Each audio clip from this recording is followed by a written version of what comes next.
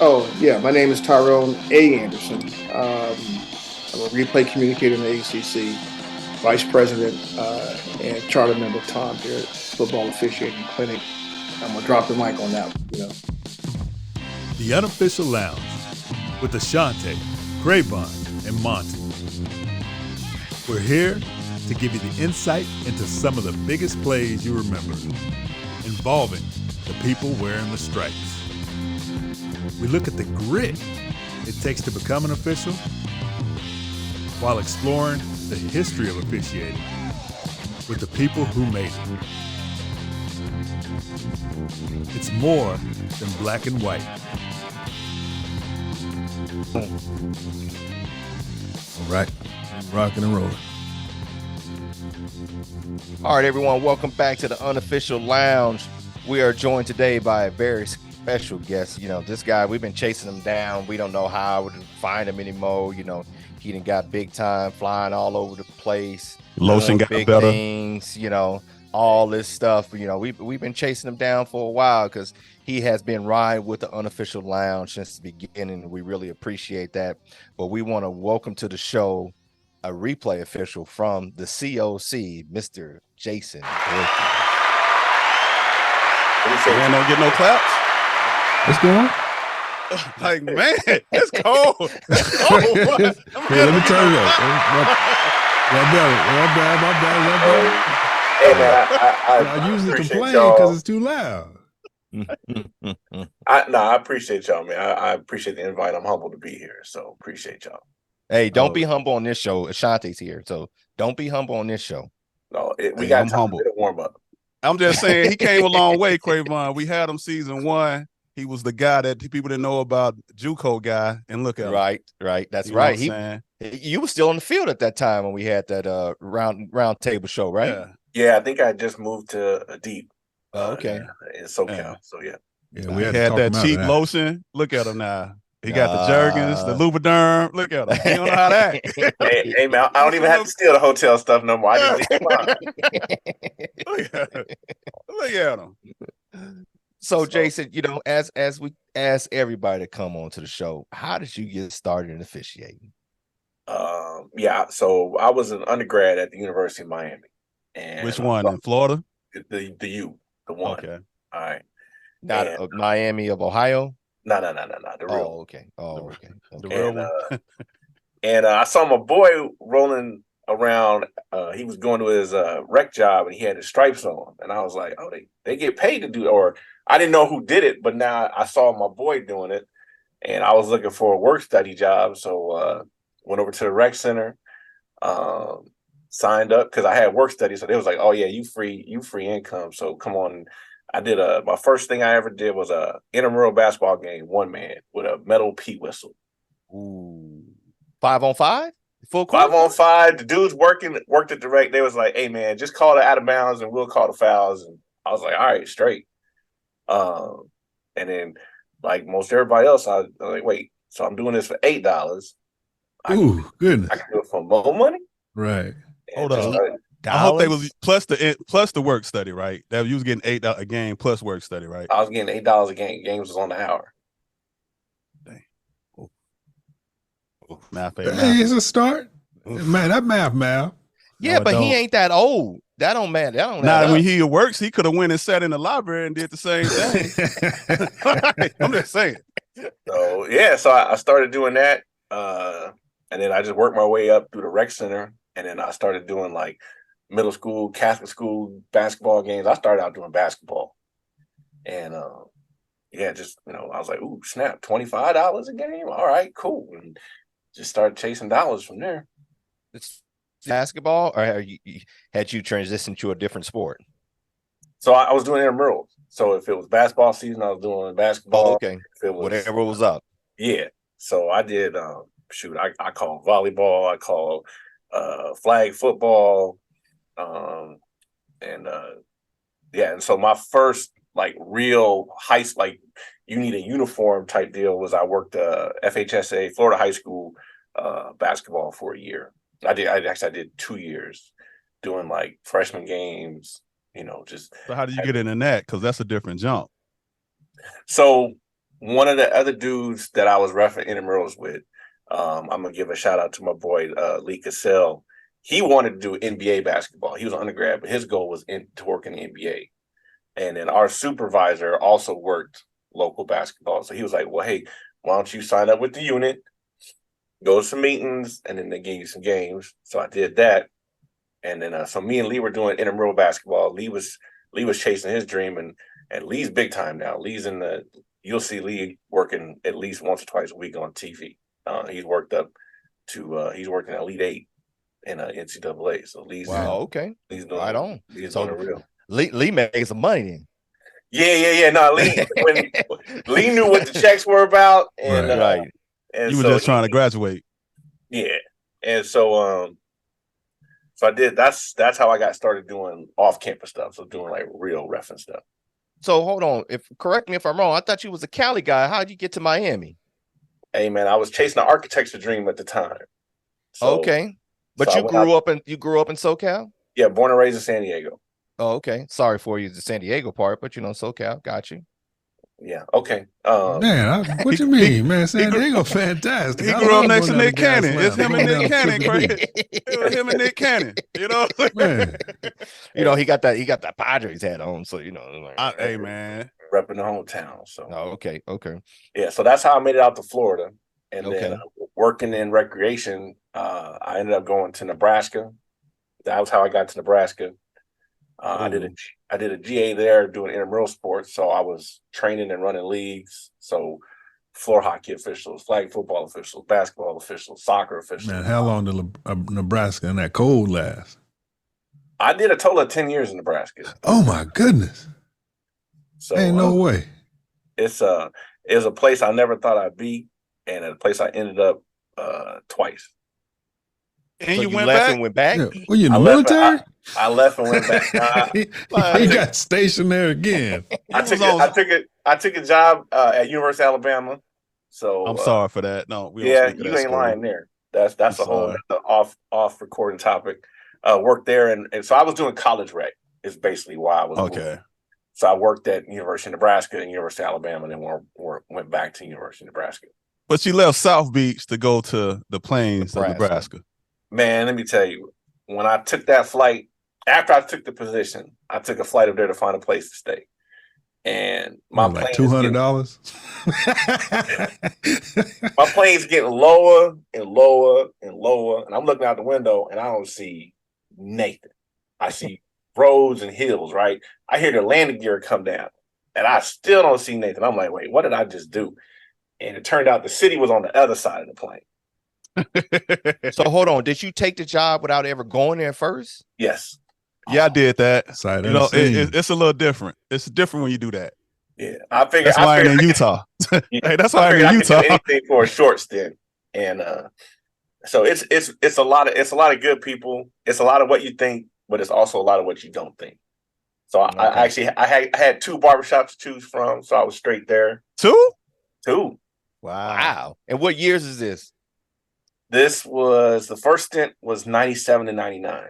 You old. Okay. Yes. Okay. You was out there with what's one man? I'm looking at your eyes. I see you doing the math. LP was gone. I was there. What's the quarterback? Tell me. Frost was the quarterback. Frazier. Frost. Yeah, he was Frost, the guy that just got fired from Frazier, Amon Green, and then a bunch of so they were real. They were the first year I got there, they would split the natty with Michigan. Okay. Because that was Osborne's last year, right? That your first year there, that was Osborne's last year. Ended up being, yeah. Okay. Wow.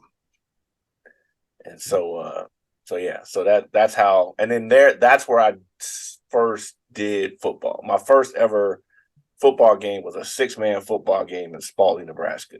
And if you Google Earth that, you'll see why they play 6-man. It's like 300 people in the city. Oh, the whole town was at the baseball field where we played at. The whole town. We changed it I think we changed it the American Legion, and then drove over to the field. And then when they scored, the people there was like maybe 2 little bleachers, and then everybody else was in their cars all around the field. So then they would turn their lights on and honk their horn like a drive-in. Oh wow. That's funny. It's funny though when you talk about 6-man, is six man in Nebraska, Texas is popular for six man. Up here by us for a while, we had a few teams playing 8-man, Yeah, which we is still got 8-man up we here. still do. Just still totally different, football out there because you just running. I mean, that's all you do is just run. Hey, you snap the ball to the blocker pitches it to the quarterback, and everybody's eligible. Because if you receive the snap, you can't. I think it's something. You receive the snap, you can't throw the pass. Right, right. But then you only need one good athlete. You killing everybody. Oh, you balling. One person with speed, you killing everybody. You balling.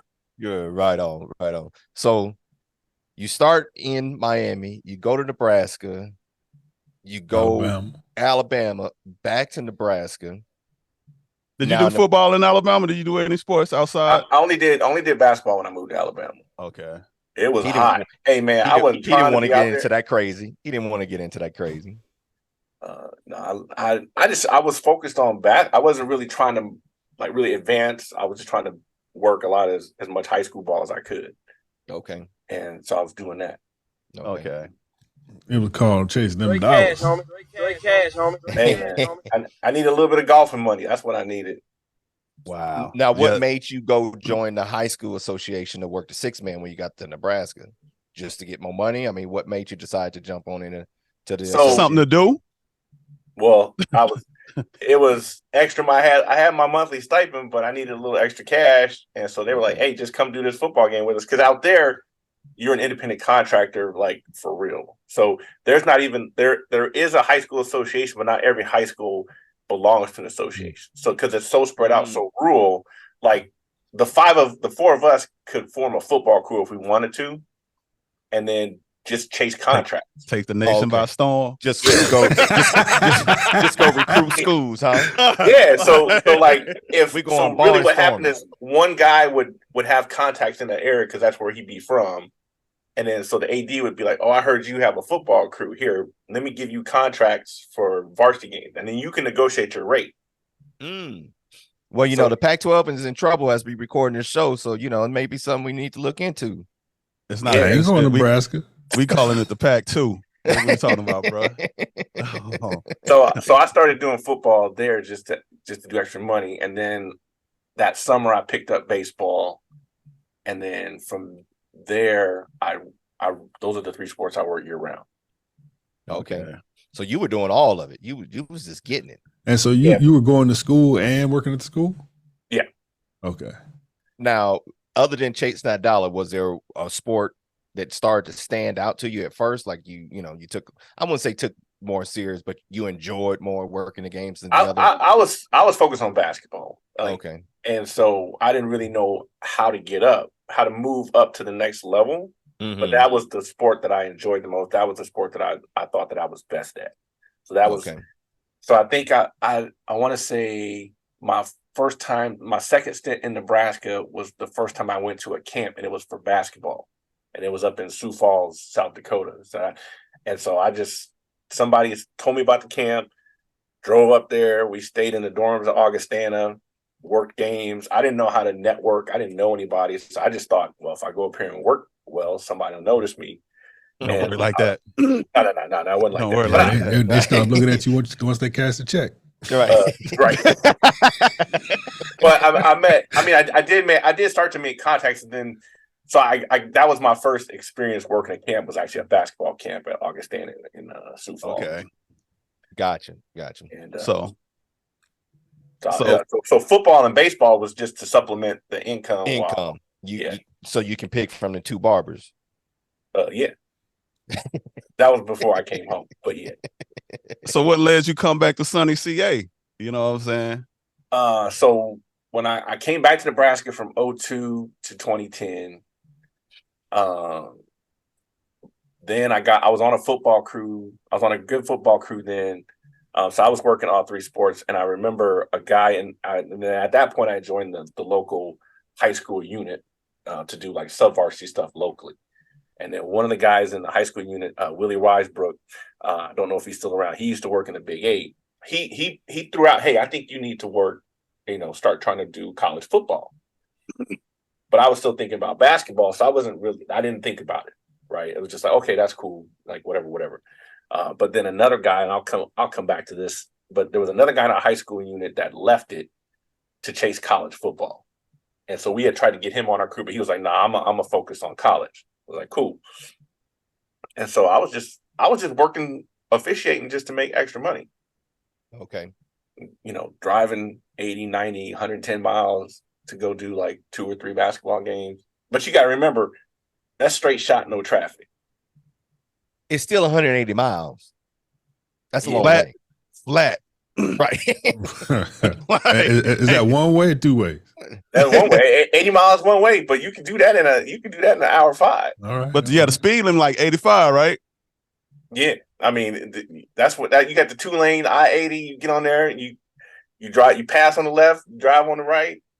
But I mean, the weather in the wintertime, basketball season, that's, you're going from December till March. Yeah. You would drive to a school and come out and your car be snowed over. Oh, no. No.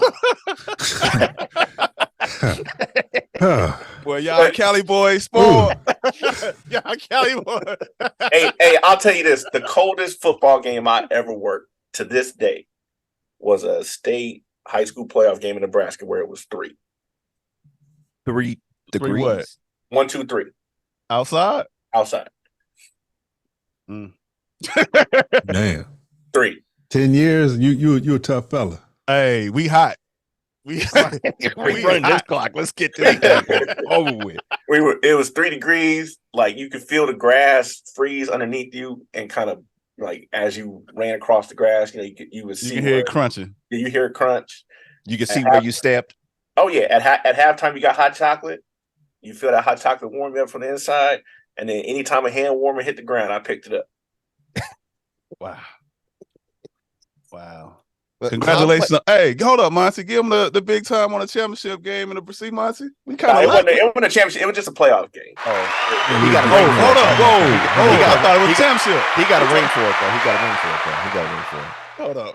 Now I want to know just how many layers of clothes did you have? Did you have a sweatsuit on? I mean, 3 degrees? That's so what I learned living in the Midwest was if you keep your hands, feet, and ears warm, and if you stay dry, you'll typically be all right. So I had to let it, so you go out to the bar, you go have your social life, whatever. You had a nice leather coat, some jeans, and some gloves, and maybe a hat if you need it for outside. You were straight. We talking about football, bro. right. They ain't have Under Armour base. Not at base the 4.0. I'm down at the Regal Beagle. Right. I'm talking about when I had when it was 3 degrees, and like Ashanti said, was no Under Armour base layer back in them days. You wearing long john. I had Nike thermal tights. I had on He was fancy. I had a fleece. I had like probably 2. I had a base layer, a long sleeve tee. I had a long sleeve fleece, and then my long sleeve stripes on. So you found a ski shop beforehand to go work that game. But you live in it, so you already own it. Mm-hmm. So I would have black stuff all the time because I could just double it up and ref it. Wow. That's commitment, man. Hey. Oof. So all you in Nebraska. Yeah, much respect. Right. So what brought you back to Cali though? So my wife now, at the time, my girlfriend, then we linked up again. And I've known my wife since high school, but we got back together, decided to actually get together and stay together. And it was an easy question of, do you want to move to Cali or do you want to move to Nebraska? It wasn't no question. It was no question. She told you. I like how you put that. Right. She said, when you packing. Yeah, pretty much. Right. I ain't coming out there. Pretty much. So that's what brought me back to California. Okay. And so when I moved back here, I knew Mike Marsh, who our families knew each other probably long before I was even born. And so when I moved back to California, so I left on a Monday, got to California on a Wednesday. Mike said, "You want to come to Crenshaw and work a JV game on a Friday?" From San Diego? No, well, I drove from Lincoln. He coming on Colorado. He traveling back. Oh, he just on his way through, just passing through? Yeah. No, I'm coming back. This is on the move back. You driving back. But you just passing through. No. I'm moving back to Orange, where I live now. Okay. Oh, okay. I thought you Not- was San Nah. Diego. Now I leave Lincoln, drive to Colorado, spent the night with my boy there, drove from Colorado to California, got here on like a late Tuesday night or something like that. Mike said, "Hey, you want to come ref football with us at Crenshaw?" I was like, "Cool." So I go do a JV game at Crenshaw, and so I told my fiance, she's like, "You going where?" I was like, "No, I'm straight. I know." I hope you didn't take all your stuff with you. In my car? Yeah. No. I mean, I had a Okay. pod. Okay. All right. I'm finna say And you packed up and going. By then I had a house, and so I had Okay. to pack up a house, whatever. But anyway, so 2 days after I get to California, I'm reffing at Crenshaw. So Wow. I get to Crenshaw, I park in the staff lot. I start walking to the cafeteria, I guess, where they were changing, and the security was like, "Hey, are you a ref?" He's like, "Yeah." "Oh no, you park over here." So you had to come You behind got to another get gate. out of there. Oh yeah. So We got a special gate for you. See, there you go, Ashante. There you go to put that's that trunk. Yeah, they going in that trunk. They was going in his trunk for his stuff. Right. but no, so I mean, I got to Cali, and thanks to Mike, I got plugged in to do a little bit of basketball, and just started doing football that next fall. So when the bug hit, you left them other crazy sports. When I had a job that wouldn't conform to my special needs as an official. Oh,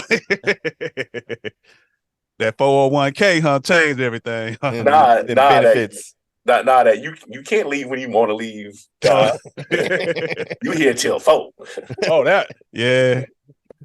The clock said from 7 to 4. I don't care what you want to do. This is what you're going to do. You're going to.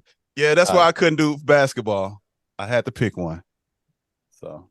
Yeah, buddy. Basketball hard for us up here in our area too, just because you just got to drive around too much for basketball. You need the most flexible schedule in the world. At least with football, okay, game at Friday, 7. Saturday, and we good to go. Where basketball Tuesday, Thursday, Friday, Saturday, going all around. And then they got all these warehouses now. They got 10 courts in them. You go, God, man, they had one down there in the Orange County area.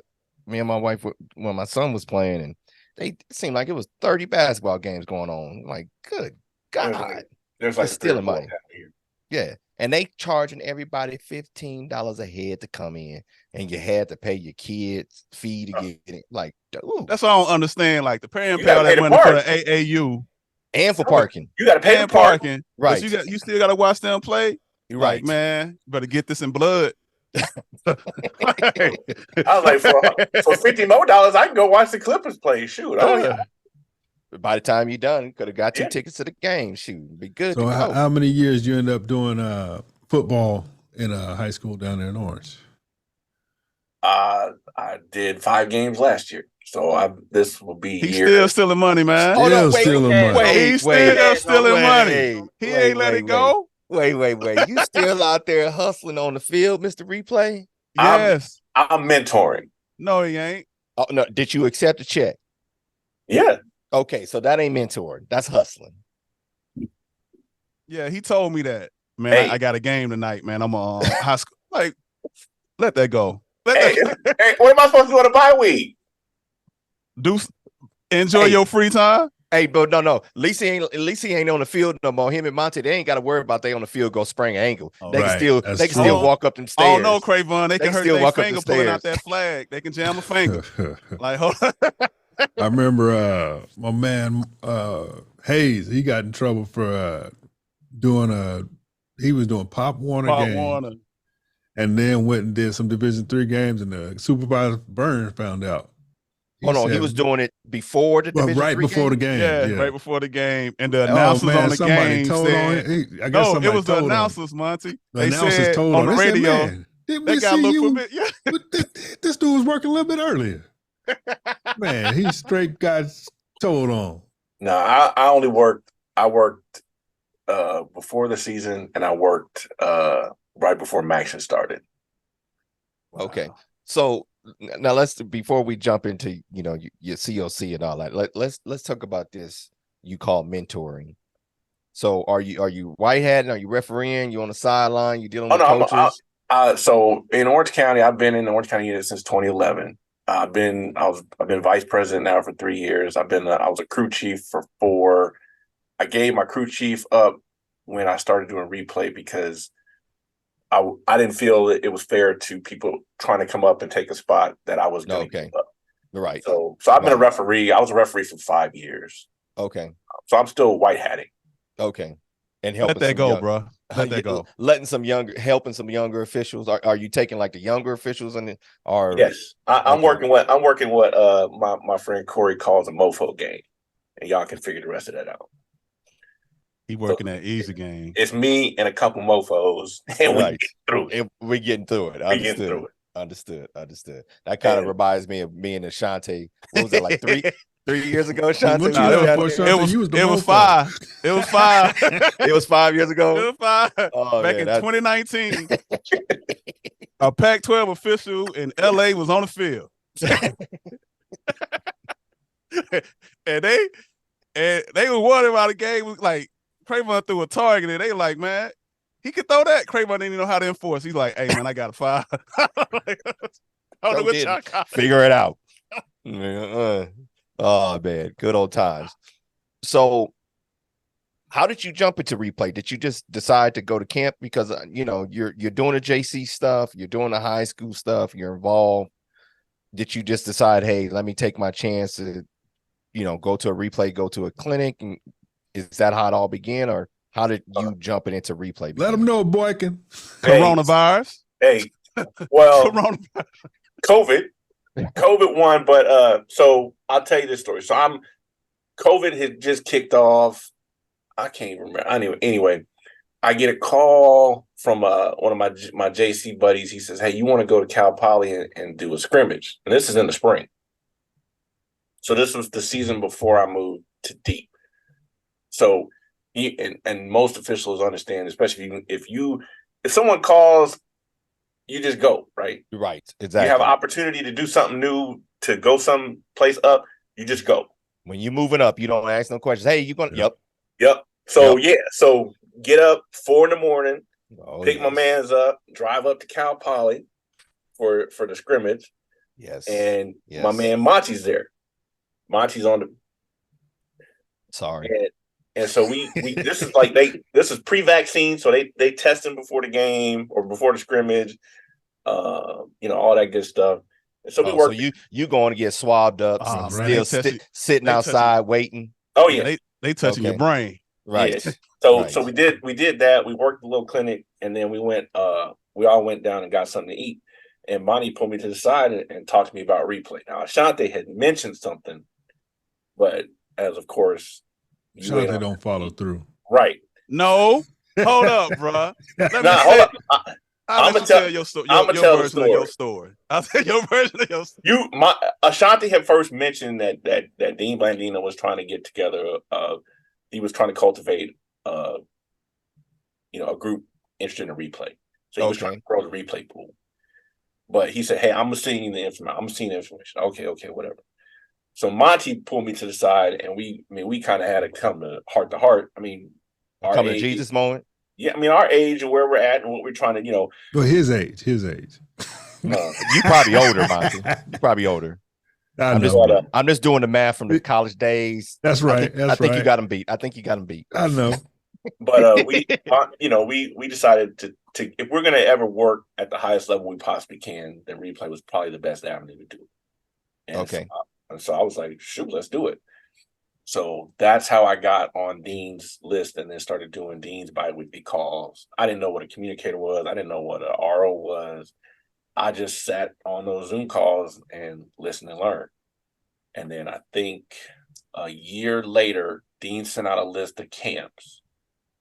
And there was the cheapest camp was in Jacksonville, Florida. It was only like $375. But you had to get to Florida. But it was $375. Spirit Airlines $40 a flight, bro. He don't need no uniform. You don't need no uniform, right? He can wear 3 polo shirts in the back. You know what I'm saying? And then they'll put you in the wrong plane. Yeah, that's it. Take a little hobo. That's it. But by then I had already gone to Tate 3 times. I think I gone to Mitchell camp once. So I knew that at that point I knew camp. You understand? I knew the game. But you were doing those camps on field. Yes, I was there on field. Okay, So, perfect. So you were a little bit more seasoned doing football than you was your first basketball camp, right? Oh yeah, most definitely. Okay. And so when the camp list came out, I was like, well, this is the cheapest camp. Yeah, I got to get to Florida, but I'm in California, so I got to get to wherever I'm going anyway. Flight to Houston, flight to Jacksonville, whatever, right? And so I signed up, registered for that. It was in March. So this was March of 22. Okay. And I just told myself before I got on the plane, I said, if the opportunity presents myself to put myself out there, I'm gonna do it. I'm gonna listen. I'm gonna soak it all in. But if they ask for a volunteer to do something or whatever, I'm gonna just throw myself out there. And so that's what I went down to the Gulf Atlantic camp and did that in March of 22. So that was my first replay camp. Okay. Now, how was that? Did they have an on-field thing with it, or was it just classroom? Yeah. So this was actually, it was a lot of, come to find out, like I didn't know what the COC was. I didn't know what conferences or anything. I just knew it was a replay camp. Okay. And so they had a big on-field component, but they also had the DB Sport equipment there. So that was the first time I'd ever really like seen the equipment. We were in a classroom. They had a mock set up for us, and then they had a game on a projector. Okay. So you did reps with a partner on that. Okay. And so that was my first time seeing like the tech screen, the first time seeing the shuttle wheel and all that good stuff. And just got the bug. And so I go to that camp. I'm a shout out Don Bondi and Mr. Braun, who were in the MAC. They came up to me afterwards and they asked me like how long I'd been doing it. Replay. Yeah. Today. And you said, how long have we been here? I said yesterday. And so Jerry Brom, to his credit, when I got off the plane coming back from Jacksonville, he texted me, asked me for my information. He said, I'm gonna give your information to somebody out west. Okay. And it's been a whirlwind ever since. You've been rolling since. Yeah, I've been riding high. So I went from literally that was probably late March of 22. I got the invite to the Pac-12 Diversity Clinic a month and a half later. Okay. Got you. That was the first time I actually met Dean. The following week I went to 18 for replay. And I worked as a communicator at Wisconsin that fall. So yeah, he always bring that Madison, that first game at Madison up. But wait. So 23, I remember you were there with us in Houston. Yeah. Okay. Yeah, y'all dropped me off and my boy picked me up from the airport. That's right. Now, did you get hired by Eddie at that clinic? No. Okay. I thought you may have been one of them that he hired, and then before you even got a game there, you was already transitioning on to the COC. Nope. So you did your first year in the COC as a communicator, correct? Yeah. All right. Let's go back, Cravon. Let's go back because to talk about Jason. I remember Jason, you know what I'm saying, going to these camps. We're doing the same thing, trying to get on. But I'm seeing like he putting the same amount of work that I'm putting in. And I know they giving me a hard time. And like Monty said, hey, bro, it's hard for me to get on. So I know it's going to be harder for you. So you might want to look in replay. No knock on Jason because I know he's out here hustling. You know what I'm saying? We on call. But let me back up. Let me back up for a second. I skipped the story. So my first tape, okay. Take counsel. Take counsel. Yes. At the time, it was take counsel up in Cedar City. I go up there. I work. I hope this leads into my most important question of the night. But go ahead. It might. But coming back from Tate, Marsh and all the brothers there. So I drove up by myself. I'm driving back by myself. Marsh texts me. He's like, "Hey, I want you to come by." It was Don's house, DT's house. Okay. Vegas. Oh, Vegas. And that was where I met Brian, and Brian was there. A couple of the cats were there. Brian pulled me to the side, and it was just like straight out, "Hey," and Brian from Houston. He's like, "Hey man, you just need Brian Perry." Salad. Yeah, Brian Perry, BP. Okay. BP was like, "Hey man, you need to eat your salad." He said, "You can work, but you just fat," and he was right. But But you know, and I'm cold, and y'all say I'm cold. But it's really about where the place is coming from, right? Right. Some people come from care, and they looking out for you. Where your ass is just coming from, just being you. But now, like I said, I seen him like you got a playoff game. We came and I saw him out there working, so I'm like, okay, bro, I can work. And so I came back to Tate the next year. I had put in a whole lot of work in the off season. Look smaller. A lot smaller. He lost like a half of Eminem. You know what I'm saying? Yeah, I lost the green Eminem, but it's a hard discipline, right? I mean, it's right. And sometimes you just don't fully commit. You're not as successful as you want to be. You understand? Right. I mean, let's be honest with this stuff. I mean, weight is a battle no matter what. Yeah. You're fighting age, you're fighting the work grind, you're fighting the life grind, and now you're trying to put the football stuff along with all that you got to do for football outside of the weight grind. I mean, but just people don't understand that. Right. That in your regular life, like there's no, hey, you can't be this big, hey, you can't be this old.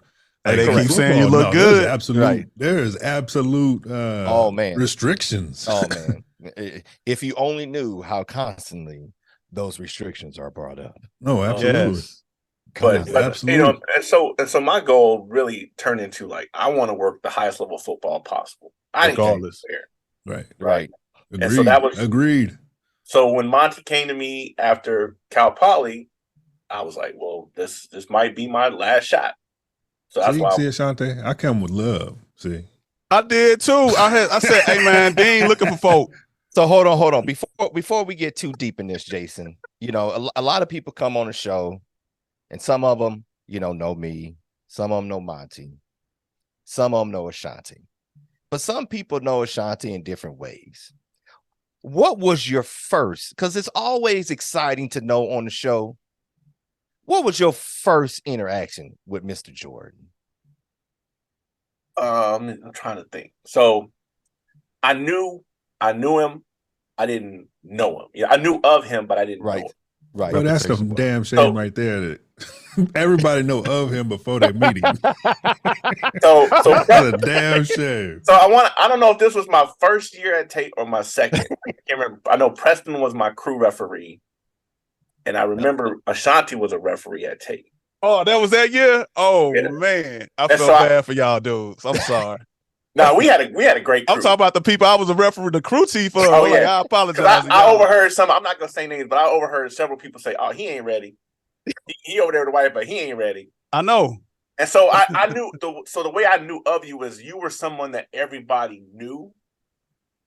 But the start of the show. Right. So you were highly thought of, but you were also you were the jokester, but also the butt of the joke. But it was okay because it was a cycle. You understand what I mean? Oh, but I knew you were on your grind, and I knew you were trying to work. So you were someone that I knew I wanted to connect with. Oh, there we go. See, positive. I like that. There we go. I had a positive meeting with Monty too. No, you didn't. Because the next year at Tate, remember Ashanti, the next year at Tate was when me and Kevin Morris and you had that late night conversation about that jacked up crew we were on. Y'all talking about JC crew? Yeah. Bless your heart. Right. So so that was my first interaction with Mr. Jordan. So I remember you from my first tape because it was, hey, how do I stay in touch? You were like, hey, it's just Cravon at Gmail because I'm the only Cravon in the world. I was like, okay, well, there it is. Mr. Friendly Guy, give out this money. Hey, man, you know this number? Like, they contact you, bro. Man, I stopped giving out I stopped giving out the cell though. Email me, people. Email me. Unless but seeing guys come from all over the country, seeing guys that you'd seen on TV like Reggie the Rev, other guys that you hadn't seen, but like you definitely knew who Eddie was at Tate because that was Eddie, right? And so forth. So it was like seeing that where guys are coming from all over the country, coming, this little town in Utah. I was like, I love this. I want to continue to be a part of it, no matter what avenue I need to take. But you were doing that grind, really trying to make it on the field. Then the opportunity come about. You hooked up. You went to Jacksonville. You did that. Now, I mean, just bam, you into replay. How was that? Let's just talk about that first game. You in Madison, you in Wisconsin, you in one of the most people that have been there, work games, experiences said it's one of the best college environments, out there. Opening game weekend, so it's going to be packed no matter what. How is that just jumping? You went from on field to now. I'm assuming you probably had some practice and stuff, but it's not no on field with 125 people. 125, right? It's 30 people. But there's one thing about college football, and even for replay is even tougher. There is no preseason, right? At least on field, we can go work some scrimmages, we can do something. Replay, it's kind of like you got your practice and bam, you either got it or you don't. Yeah. So what was that oh shucks moment at that first game? I want to say the oh shucks moment was really when I got the assignment. Okay. I got the email. That was because I got the emails with the save the dates, but no assignment. Then that first email comes out with the assignment, and I saw it was Illinois State and Wisconsin. And I was like, this can't be right.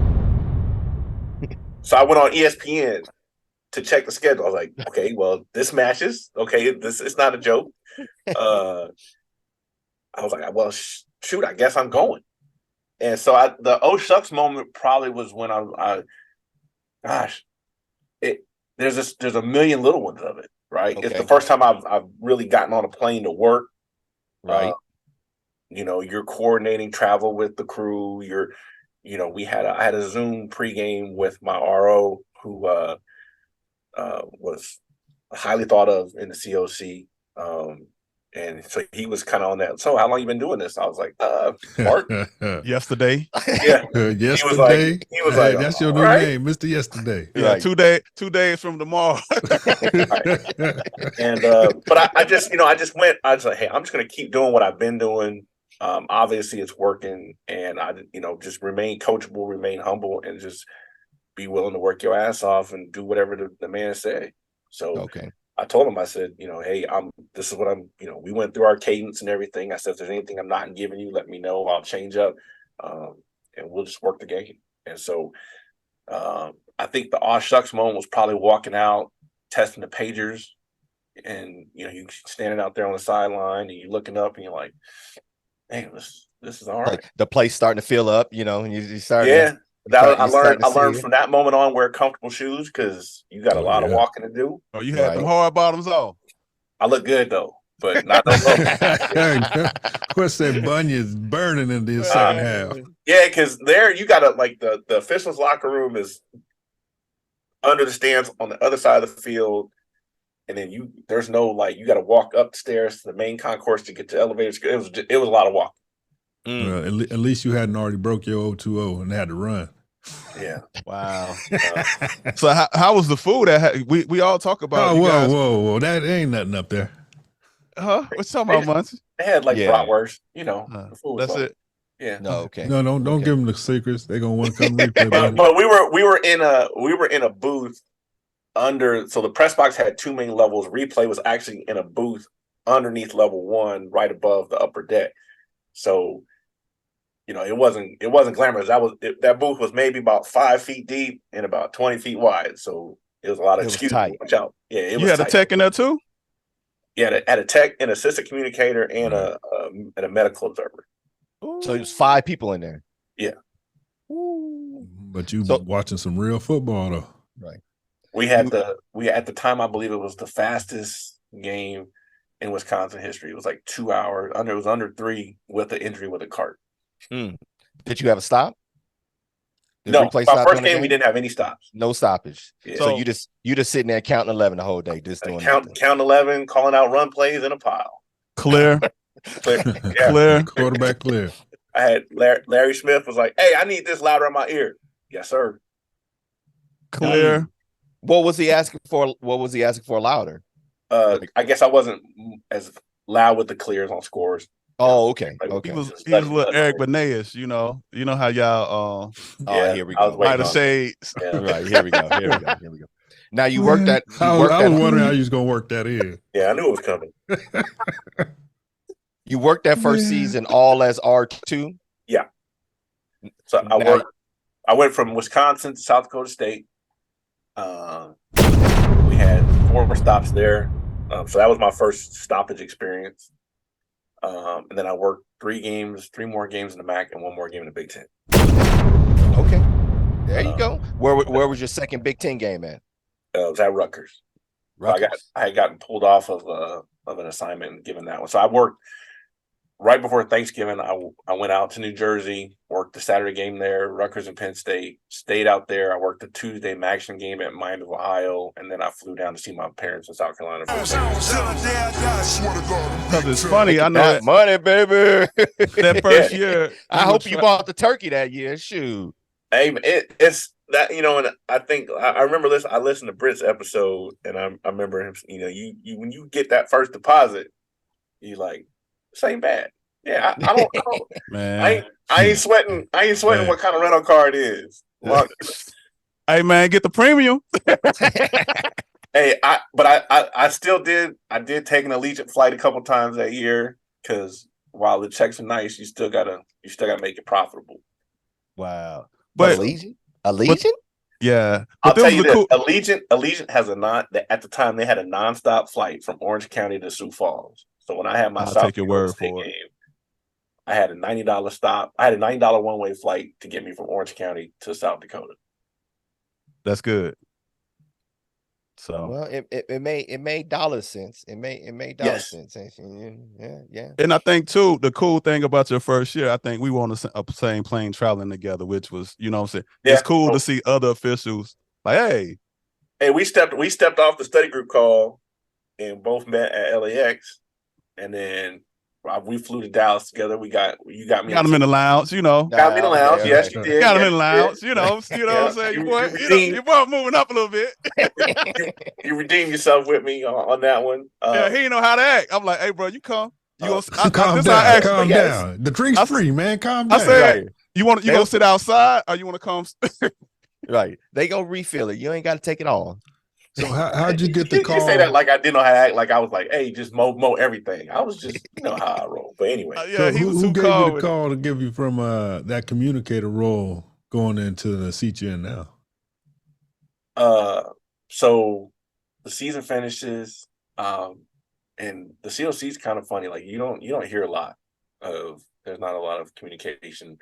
I got a text from Billy D to the crew, basically saying, hey, welcome back, everybody. The crew's going to be pretty much the same, except we're going to have a new replay official. I want to introduce everybody to Jason Boykin. So that was how I heard that I got hired as the RO. Hold on, wait. Thank you. You found out you was an RO by a text message from your referee? Yep. Love it. Thank you. Love it. Well, all right. We just say, well, all right. It was weird because, it's getting to be, I can't remember if it was April, May, or May, June. It's getting late, and so you're hearing through the grapevine, certain people are getting hired, certain places, certain people are going someplace else. Stuff is moving around. Right. So I haven't heard anything.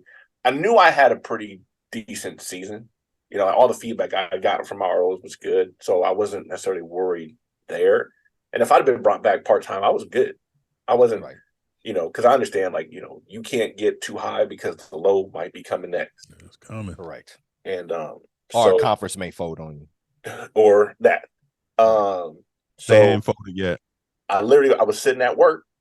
It was like 4 PM. I got the text, and and it was neat because I worked with Billy twice that year as a communicator. Okay. So I knew several of the guys on the crew. So I'm getting the, hey, welcome, hey, good to have you, blah blah blah. So I'm like, cool, this is gonna be cool. But on the inside, I'm like, I gotta tell somebody, right? Yeah, who you calling first? I mean, is this a text message? So it hits you a certain way, but it don't hit you like getting a call, talking to somebody. Right. It's a text. So who'd you call first? Gosh, who did I text my wife. I Didn't even called know what that meant. Okay, baby, congratulations. I'm R1. No, I definitely have to give her a lot of credit. She's been a football widow, but she loves the game, and so now every year she would usually come to one high school game, one JC game a year. She likes to take pictures, so I would usually try to get her on the field to come and she could take pictures or whatever to whoop that stuff there. So she's been very supportive. Now she knows who to rep. She follows football. She knows which referee to work with. She's got she knows she's got favorite referees and so forth. She'll pull me in there on a Sunday like, hey, they just called pass interference. They ain't no pass interference. Look at it. I had to. She asked me something about a block, and I said, "No, it was a block in the back." I said, "No, that happened in the free blocking zone." She's like, "What the hell is that? You're just making up stuff on me." I had to go get the rule book and show her, what the free blocking zone was. So my wife she's very supportive. And I appreciate that. She's committed deep. She's she's deep. That's good. She the first one on the check. Slow down now. Christmas gets nice though. Christmas gets nice. There you go. There you go. So yeah, so I called some friends. I text people that had. One of the things I learned from a mentor of mine out here, he said, "You're going to learn who your friends are." And the people that you can reach out, the people that have been riding with you, like I'll say you three definitely for sure. Because you guys have been there to continue to push the work part, right? The study groups, the follow up, and so forth. Checking in, like, hey, what are you doing? What's your plan? And so those are the people that you want to have celebrate in your joy, because they're going to be there for you. They're happy for you, even if it may or may not be their moment. Right. And so yeah, I was still like, this can't be still in shock. Like, what's going on? What's going on? I got a text from Billy's old RO moved to command center, so I think he had already known, so he had reached out to me, and he's been a mentor of mine as well. So it's definitely been a very supportive network, and I appreciate that.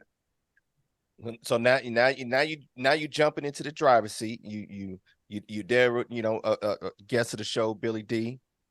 How was it making that transition now to? Was your R2 that person have experience, or was it a new person that was in? I mean, how did y'all pick up that cadence and everything? So the communicator was the same communicator before. Stan Evans has been in the MAG for probably 30 years. So very experienced, but has his own style. It's kind of like I was moving over a seat, but I was still kind of inheriting something. You understand? Okay. And gotcha. And I'm still at the point where I didn't know what I needed. I was like, okay, I have a communicator, but I don't know what I need from a communicator, because I'm still worried about my duties over here. And so that this year was a success. We had some bumps and growing pains and things, but y'all had a lot of Tuesday, Wednesday games. Y'all had like all the Maxation games. It was like every Tuesday. It starts in October. It starts on Halloween. So I had three active games. That's why he was working on high school games. Well, yeah. Bye week, right. It wasn't a bye week. He had already worked. Yeah, he had already worked. Yeah. Yeah. So I had a game on Halloween. So back that up 2 weeks. So my last game before that was the Saturday before. Then the next Friday was the last week of the high school season. I was off. So I worked 2 games that week, 2 high school games, Thursday, Friday. And then I flew out Monday night. Straight cash, homie. Straight cash, now, how was it that first time happening to communicate with Billy, since he guested the show with your referee? Now you in the big chair in the game. Right, you in the big something chair. Happened. It's a game. Something happened. Because I know for me making the transition this year to referee, what I thought went on with y'all in the referee, I just found that this is not what I was expecting, and every referee is different. They approach it differently. Listening to this, some of Monty can tell you, because with the pack, I will say we could hear on our DV Sports, everybody. You can hear the conversation between the referee and the replay, and even the command center on top of it. And some referees is a little bit more, some is like, okay, what's going on? How was that first interaction with you and Billy on the stoppage? But our crew, Billy really has a he creates a great environment for the crew. So the conversation, we've actually had to kind of pare down our conversation and make it more efficient. So it was, we stopped on a pass fumble. So I hit the button. I was like, oh, here we go. And Billy came over, hey, JB, what you got for me? And we just kind of went from there. So getting the feedback from our position coach and working on like, hey, you still have to control this conversation. You still have to lead it. Your goal here is efficiency. Yeah, you air traffic control. Right. Yeah. So, you got a communicator in your ear over here. You're looking at your screens over here. You decide to stop it, and still, I'm constantly learning and working on trying to make that process as I want it to be. Hey, when you come over to the headset and the screen, confirm the ruling. Here's what we're going to do with it. And here's why, and get out. So that's been a process learning all year. So that first stop. Now, was the Mac was the Mac tied into the CLC command center? No. Okay. So it's just you and the referee. This is me and the referee. Okay. Yeah. And parachute. just jumping. Yeah. So this year was a learning experience. Had some bumps, but the assignments didn't stop. So thankfully, nothing was too bad. Well, it didn't stop. What'd you end up with? Yeah, where'd you finish off? Where you finished the year off at? I was a communicator on the famous Toast. Where was that bowl supposed to be played at? It was formerly the Bahamas Bowl, but they were working on the stadium. So you got to go where? I went to Charlotte. So God is good, right? I had said in our last crew game in Buffalo, we all went around and to a man talked about why we officiate. And, there was some tearful moments, it was a lot of heartfelt things. And for moments like this. I'll tell you, terrible, man. You're terrible. But I wanted my mother to be able to come and see me work a game. I think in all my officiating, I think she'd come and one of my football games. She ain't watch you when she came to your bowl game. Hey, hold up, man. So I already had a ticket to Charlotte because my wife and we go see my mother for Christmas every year. So I already had a ticket to Charlotte. Oh, okay. So you already headed home. Well, I was already going. But where your parents? My parents live in South Carolina, so I was already headed that way. So when I got the assignment, everything fell in the line. It's all worked out. You just had to go in a day earlier or stay a day later. What? Yeah, I went in like 3 days early. Okay. And I said, hey, I want y'all to come up and watch the game. My mom was like, well, how much are the tickets? Don't worry about that. Right. Just come on up. So, so that I got to make that happen, and I'm very proud of that. And it's like, I'm still on cloud nine. That's cool. Congratulations. Ain't nothing wrong with being able to take your mama to something so she can see what you do. She didn't see him. She did not see him. Hey, let me just tell you, the press box at that stadium. Her baby was there. Her baby no. When they walked past underneath the press box in their seat, my aunt hollered up and said, "Oh, there he go right there." So that I could definitely hear that. So yes, she saw me work.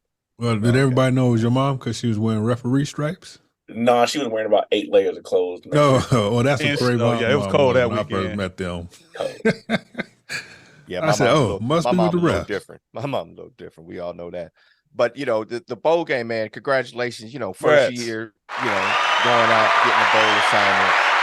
Ain't nothing wrong with that. I mean, that's cool experience. No matter what bowl, as we get in this officiating stuff, and you get to, work at the level that we do, where you can get bowl assignments. People are like, oh, I want to work New Year's Day. Oh, I want to do. There's nothing wrong with really pushing for the big game, but just to get a postseason assignment, period. Yeah. I know is saying something. Anytime you get an assignment when there's not enough to go around, right? It's slim pickings year round, right? Let alone just getting to where you get to. Now, on top of that, you get another assignment. When everybody else is looking for one. And full circle, it was the RO on that game is the guy who ran the camp in Jacksonville. Wow! Oh, look at you! So there you go. it's just one of those moments where you're just like, wow, like 2 years ago, I'm at your camp not knowing nobody. And I would say though, for those that don't understand the communication between the replay and the on-field official, it is different, especially it is critical. It's critical, but I mean, when you go into that booth, it's different. You know, I had to experience with the referee, but we had the command center for the games. Oof. But you know, one game this season, I didn't have a command center. It was just me and the replay, and it's a totally different communication because when you have a command center, they're already command center maybe told them to stop the game or whatever the case may be. They're already communicating, breaking stuff down. So by the time you get over there, it's pretty much done. Where if you don't have a command center, it's just you and him. It's like, hold on, let's look at this. Hey, now you kind of confirm with them, like, hold on a minute now. Do we agree? Yeah, what we looking at? You know, it was like, why are we stopping this one? Well, I got this new angle, and like, okay, but they fumbled it, they got it. You know, what we looking at? You know, and it's a totally different communication. So it's just until you sit there and do it, it's different. Ashanti, you got to see it from the other side. I never understood that. Right. That question, Monty, how do you feel when the referee goes, the previous player is under review? I got it. Right.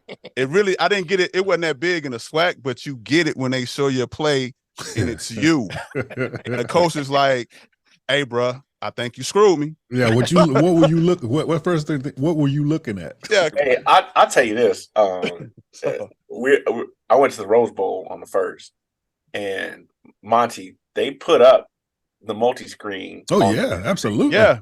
I didn't know. I'm looking at, so like they had a couple stoppages, and then they said like, oh, this is the replay cam, and I was like, wait, that's the multi right there. That's it. That's right. I said, yeah, all pack games. stadiums will show whatever replay is showing. Yes, they showing.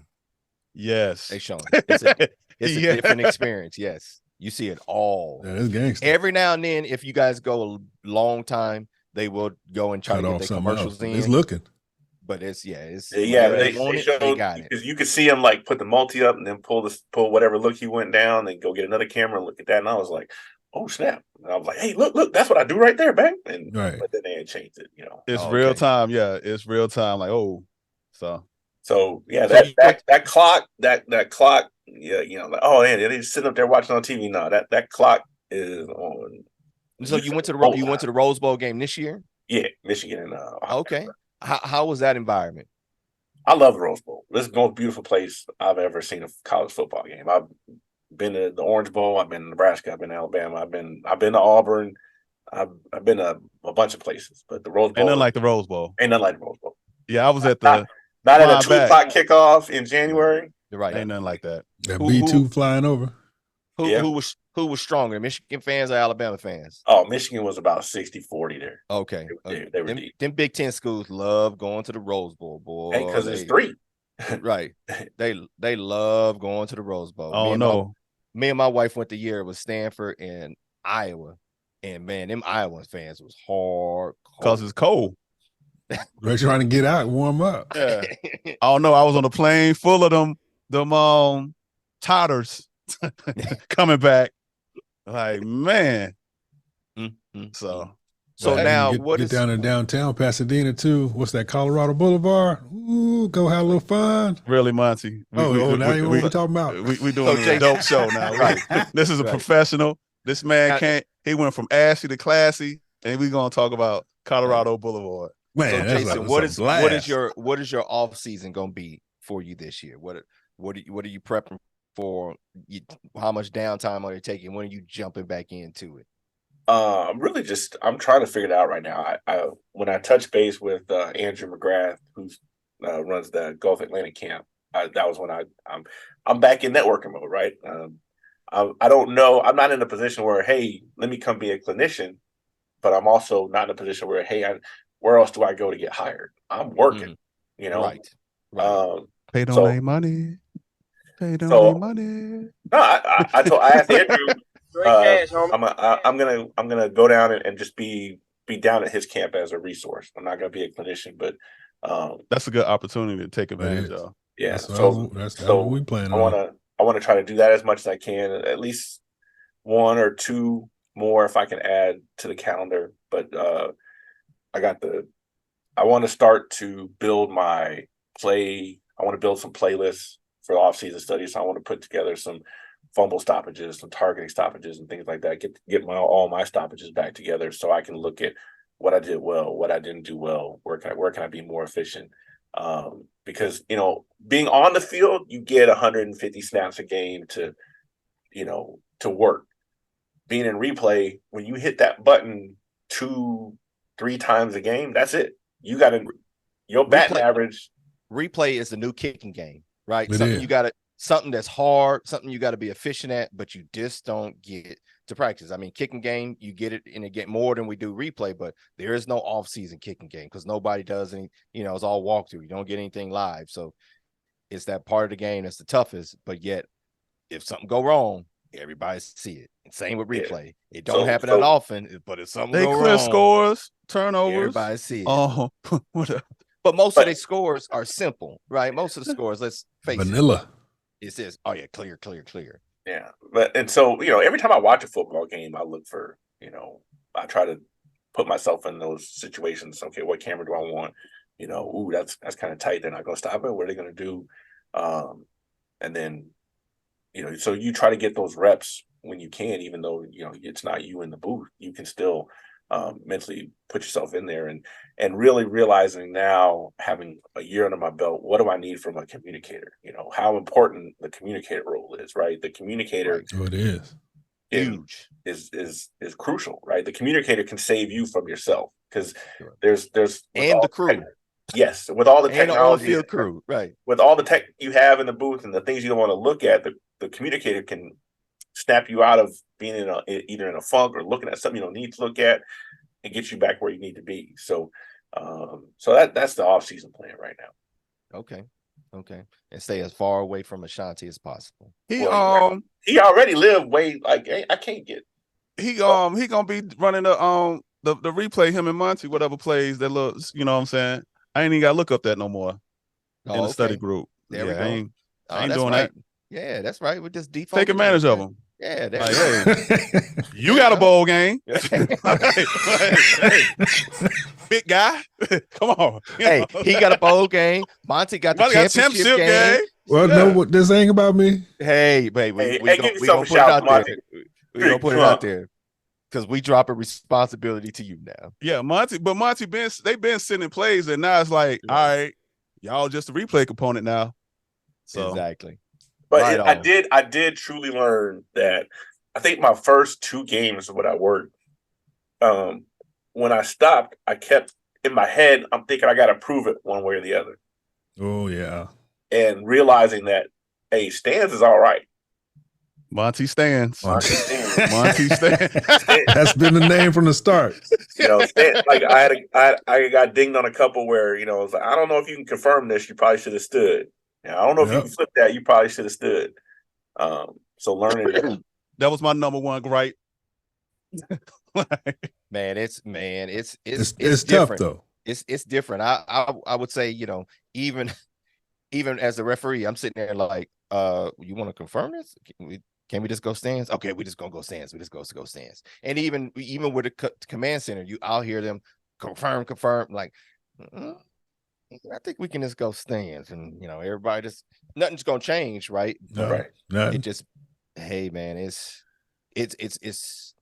interesting. There's just enough doubt there that's all I need. That's it. Any question mark, just let it stand. Let's keep right on rolling. It is what it is. The officials on the field have the best angles at it 90% of the time. And one coach gonna be mad regardless. No matter what. No matter what. So, but yeah, so. But that's cool. So, but now you're still mentoring. You're still involved in your local high school group. Talk real briefly what your high school group is doing to try to just do what everybody needs to do, recruit more officials to be involved at the local level. Yeah, I mean, we're in a better position than most units, but we still, we're still down with the, officiating in general is in a place where it just doesn't have the numbers to be selective, and so you have a lot of guys and gal and men and women that are working games that they probably aren't quite ready for, but the situation. Sometimes really, you need a body. Yeah, hey, and that's why hey, if I put Jason out there who's off this week, can I give him this guy and not have it go sideways? Okay. And so, being on the board in the unit, that's also pressure to kind of go out there and work and help out that way, because we really don't have the numbers for me to go out there and observe and help mentor. It's like you mentor on the field. Gotcha. And so we're constantly recruiting. High school got a great pay bump the last 3 years on what we did. I think before we got this bump, my first 3-figure check was my Southern section final. Yeah. Okay. But they living good now in high school football in SoCal. Right. I don't know about that. It ain't Texas though, man. Texas, they still getting Texas, that gate. That's a different story. Right. Now, Jason, you said you feel like you guys are doing a little bit better than some units. Do you feel like you guys are doing something differently at the high school level than some units are doing to keep more people engaged or get more people involved? I think it's a combination of having a good footprint. It's not like LA. I know LA has the city unit. They've got like 5 or 6 other units just around it. So the footprint's kind of split. Orange County is its own deal. Okay. So we have a lot of numbers in the footprint. We have a lot of good football that people want to try to work. So they want to work the Mater Days, they want to work the Bosco, they want to work, Trinity League stuff, and that's so we have an attractive component that way. Okay. But I think having that unified footprint and some attractive games is Friday night games, so I don't bring them out. So hey, give me Santa Ana Valley, and give me them. No, if I'm gonna go work a game on the side, man, give me them nobody games and let's move on. Yeah. Hey. So I do that. I coming from what you guys do and seeing how guys give back at Tate and camps and things like that. Anytime, someone asks you, if someone asks you to come out and look at them, or hey, has a question, I think you owe it back to that person who thinks that highly of you to give back to them. Okay. And so I always tell people, hey, send me a couple plays. I'll look at them. I'll break them down, whatever. That's fine. What? Oh, you owe it to them? Well, somebody gave it to me. So I owe it. I owe it to, if that person thinks enough of me that Jason, the rest of the world, other than Ashante, everybody understood what you were saying. I didn't. Other than Ashante, yeah. Because I still got people. Give it back to the game that's given. I give back, but I ain't owing nothing. Terrible. Terrible. Can't take you nowhere. But no, that's cool because it's a point that we got to try our best to keep people involved so the game can continue. Because we're at positions now where people want to get to. So when you tell someone like hey, where's your next game? Well, I'm flying to Michigan. Like, oh man, that must be awesome. Like, okay, well, do you want to drive to Mount Pleasant on Halloween night when it's snowing? Right. And you've already checked out of your hotel room, so when the game is over, you driving back down to DFW or to Detroit, and you're gonna spend 2 a.m. to 5 a.m. in the airport doing your post game report. Is it a lot of driving for you in the MAC? Leaving the airport is a lot of driving. I would say anywhere from. I wouldn't say a lot because I know what a lot of driving is living in Nebraska. Okay, well, let me put it like this: is it more than you landing and you driving more than an hour to get to the hotel or game site from the airport? No. Oh, okay, that's good then. That's good. Yeah, from every place that we work, we can pretty much get to within an hour or less. Oh, okay, nothing wrong with that because some of them places, boy, you land and you still got another 2-3 hour drive. You might be staying an hour away from where you're working. Right. So I understand. It's called Spokane and making that drive to Pullman. Wow. Yes. Rich people problems. Pullman, huh? No, I didn't. Rich people problems. Hey, but I will have that opportunity, Cravon, in 2024. Have that. Back two, baby. Back two. We hope to all have that opportunity to make a trip or two out to Pullman again. You just hope it's in September and not late October. If somebody wants to give me a game, I'll go. I don't care when it is. They buy, I fry. There you go.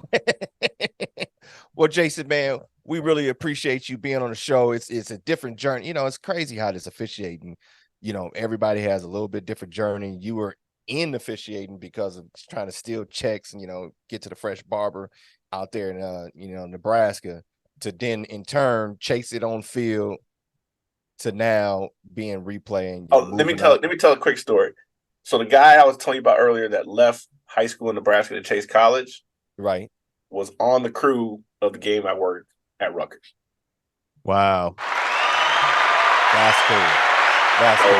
So when I got the assignment, I saw the name, I sent him an email, and he was like, "What?" And we catch up, and he's texting people back in Nebraska I haven't talked to in a decade, and so it's really a small world kind of thing. So that was 6 degrees of separation. That's crazy. And this world of football, this connects us all.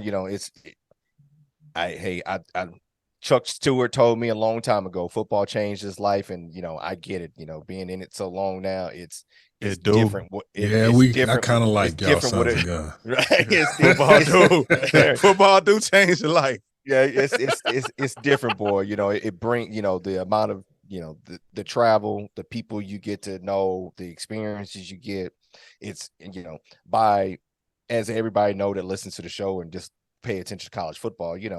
Every weekend this year in the Pac-12 was kind of just like, hey, maybe last time I go to the school. It's just a lot of question marks. So all the talk was always about what you did around the game, not the games itself. It's like, hey, remember we was here, we did such and such. And that's what we try to really bring to this community of the unofficial lounge, is get people, like, we love the games. We work hard to get there. We work hard when we're there. But Colorado Boulevard is fun.